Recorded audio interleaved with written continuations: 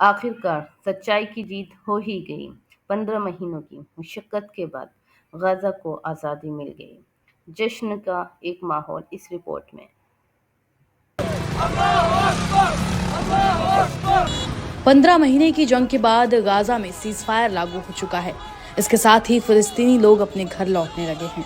लोग घरों के मलबे और सड़कों पर शवों के बीच गाजा पहुंच रहे हैं, लेकिन इसके बावजूद लोगों की खुशी साफ तौर पर देखी जा सकती है।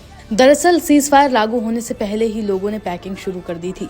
ऐसी ही कहानी माजिदा अबू ज़रात की है। वो अपने परिवार के साथ मुवासी स्थित टेंट सिटी में रह रही थी। गाजा में युद्ध शुरू होने के बाद इस परिवार ने अपने घर में किसी तरह खुद को सुरक्षित रखा था। अब उस घर की खूबसूरत यादें ही रह गई हैं। गाजा में इजरायली हमले के बाद अबू ज़रात खाना बदोश जिंदगी गुजार रही थी। अपने पति और 6 बच्चियों के साथ वो गाजा पट्टी में एक लंबी दूरी नाप चुकी हैं। ज़रात बताती हैं कि 7 बार ठिकाना छोड़कर भागने पर मजबूर हुई और हर बार उनकी पहचान और ज्यादा अस्पष्ट हुई है। इस दौरान ज़रात के परिवार को स्कूलों के कमरों में अजनबियों की भीड़ में सोना पड़ा और इस दौरान उन्हें साफ पानी तक के लिए तरसना पड़ा था। अब जब सीज फायर लागू हो चुका है तो ये परिवार फिर से घर लौट रहा है। उन्हें उम्मीद है कि वो उत्तर में छूट गए अपने रिश्तेदारों से फिर से मिल सकेंगे।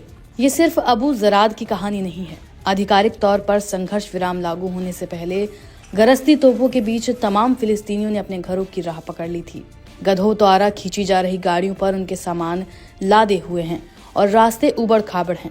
मोहम्मद महदी ने बताया, भले ही रास्ते में मुश्किल आने वाली है, लेकिन अपनों से मिलने की उम्मीद इन सब से ज्यादा बड़ी है।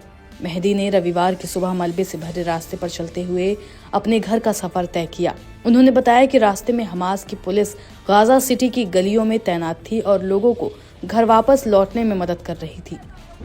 घर टूटे हैं फिर भी जश्न।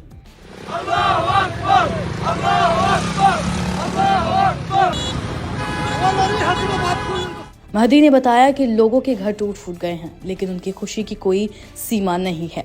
उन्होंने बताया कि लोग जश्न मना रहे हैं, वो अपने घरों और गलियों से मलबा हटा रहे हैं। यही वो क्षण है जिसका हम लोग 15 महीने से इंतजार कर रहे थे। कुछ ऐसी ही कहानी 48 साल की विधवा साबेर की है। वो 6 बच्चों की मां हैं और बेत लाहिया स्थित अपने घर लौटी हैं। सुरक्षा की वजह से उनकी पहचान अब साबेर की मां के तौर पर ही रह गई है।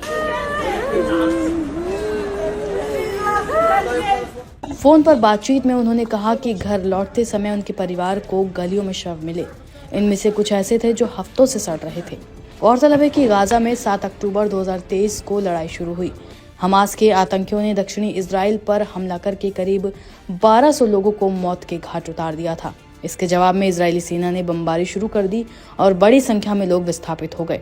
गाजा के हेल्थ मिनिस्ट्री के मुताबिक 46,000 से ज्यादा फिलिस्तीनी मारे गए हैं। वहीं इजरायली सेना का दावा है कि उसने 17,000 से ज्यादा आतंकियों को मार गिराया। हालांकि वो इसके पक्ष में कोई सबूत पेश नहीं कर पाती। बता दें कि इससे पहले सीज फायर के बाद गाजा के लड़ाकों ने भी सड़कों पर जश्न मनाया, रैलियां निकाली। इसमें गाजा के लड़ाके कई गाड़ियों में बंदूकों के साथ भी नजर आए थे।